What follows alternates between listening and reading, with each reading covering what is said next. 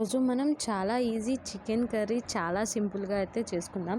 చాలా టేస్టీగా ఉంటుందండి. జీరా రైస్ పుల్కాతో పాటు చికెన్ కర్రీ అయితే అదిరిపోతుంది. దానికోసం చికెన్ తీసుకొని మంచిగా కడుక్కొని అందులో 1 టీ స్పూన్ మిరియాల పొడి మరియు ఉప్పు మీ రుచికి తగ్గట్టు యాడ్ చేసుకోండి. 1 టీ స్పూన్ అల్లం వెల్లుల్లి పేస్ట్, ఒక నిమ్మకాయ రసం అయితే పిండుకోండి. దాన్ని మ్యారినేట్ చేసి 1 అవర్ అయితే పక్కన పెట్టుకోండి. మసాలా కోసం లవంగం, చెక్క, ఇలైచీ, జీరా వీటిని డ్రై రోస్ట్ చేసుకోండి ఫస్ట్. దాంట్లో ఒక 6 కాజులు మరియు 1 టీ స్పూన్ కస్తూరి మెతి, 3 ఎండుమిరపకాయలు వేసి వాటిని కూడా డ్రై రోస్ట్ చేసుకొని వాటిని మిక్సీ పట్టించుకోండి. ఈ విధంగా అయితే మన పౌడర్ అనేది రెడీ అయిపోతుంది.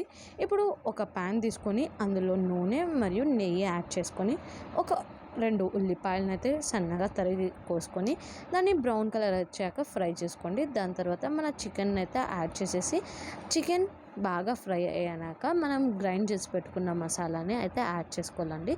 దాంతోపాటు ధనియాల పొడి మరియు పెరుగు కడుక్కొని కొంచెం నీళ్ళు యాడ్ చేసుకోవాలండి. నీళ్ళు యాడ్ చేసుకొని ఒక 10 నిమిషాలు అయితే ఫుల్ ఫ్లేమ్లో పెట్టి మన చికెన్ అయితే మగ్గనివ్వాలండి.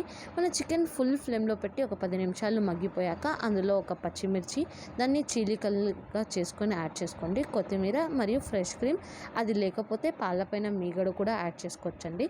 ఇప్పుడు 10 నిమిషాలు సిమ్లో పెట్టుకుంటే మన టేస్టీ చికెన్ కర్రీ అయితే రెడీ అయిపోతుంది. మరిన్ని వీడియోస్ కోసం నా ఛానల్ని సబ్స్క్రైబ్ చేసుకోండి.